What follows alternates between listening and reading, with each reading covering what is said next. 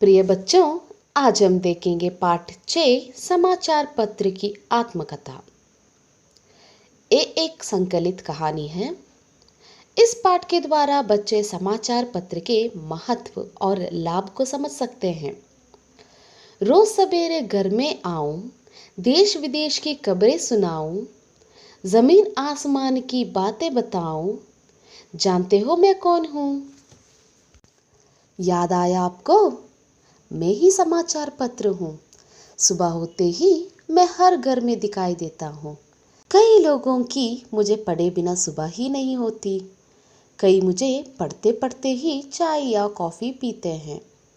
मैं व्यक्ति के जीवन का एक महत्वपूर्ण हिस्सा बन गया हूँ।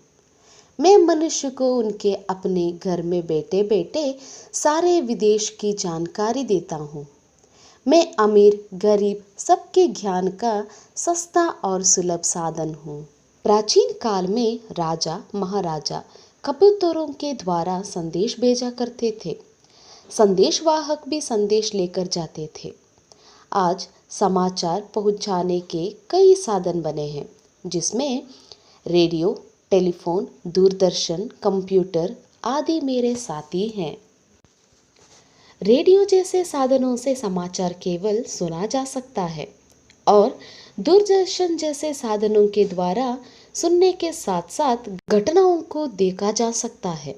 लेकिन इन सभी में से मैं सरल और मितव्ययी साधन हूँ और लोगों तक तरह तरह के समाचार पहुँचाता हूँ। भारतवर्ष में पहले मैं अंग्रेजी में बंगाल गजट नाम से सन 1780 में प्रकाशित हुआ।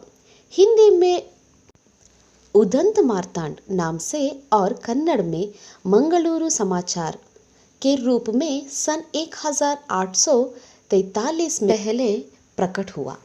वर्तमान समय में विभिन्न भाषाओं में हजारों की संख्या में मैं प्रकाशित होता रहता हूँ। Navbharat times, Hindustan times, times of India, Deccan Herald, Indian express, संयुक्त कर्नाटका, विजय कर्नाटका, प्रजावाणी, उदयवाणी, अमर उजाला, दैनिक जागरण, राजस्थान पत्रिका, जनसत्ता आदि अनेक नामों से मैं आपको मिल सकता हूँ। मैं दैनिक, साप्ताहिक, पाक्षिक आदि के रूप में आपके हाथ में रहता हूँ। विषय की दृष्टि से मुझे सामाजिक, धार्मिक, साहित्यिक, आर्थिक, सांस्कृतिक, मनोरंजक आदि वर्गों में विभाजित किया जाता है। मुझ में देश विदेशों में घटने वाली घटनाओं का विवरण रहता है। मुझसे खेल कूद, सिनेमा, मौसम, नौकरी संबंधी विज्ञापन, बाजार भाव, कृषि व्यापार संबंधी सूचनाएं मिलती हैं। कार्टून, पदबंध, विवाह संबंधी विज्ञापन, परीक्षोपयोगी सामग्री, परीक्षा फल आदि भी मुझसे जाना जा सकता है। आजकल मेरे अंदर समय समय पर बड़े बड़े लेखकों की रचनाएं भी प्रकाशित होने लगी हैं। विशेषांकों में जीवनी, कविता, एकांकी नाटक, कहानी, आलोचना, स्वास्थ्य, फिल्म संबंधी सूचनाएं भी प्रकट होती रहती है। किसानों के लिए कृषि संबंधी विशेष जानकारी भी मैं देता हूँ।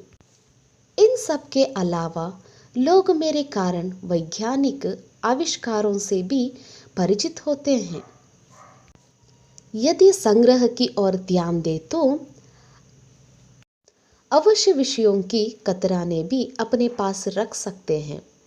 आज मैं व्यक्ति के जीवन का एक अभिन्न अंग बन गया हूँ। अभी से आप भी मुझे पढ़ने लगोगे तो आगे चलकर जीवन में मैं आपकी बहुत सहायता करूँगा। एक बार आपका और मेरा रिश्ता बन जाए तो वह जिंदगी भर टूटेगा नहीं। चलिए आज से ही यह आदत डाल लीजिए।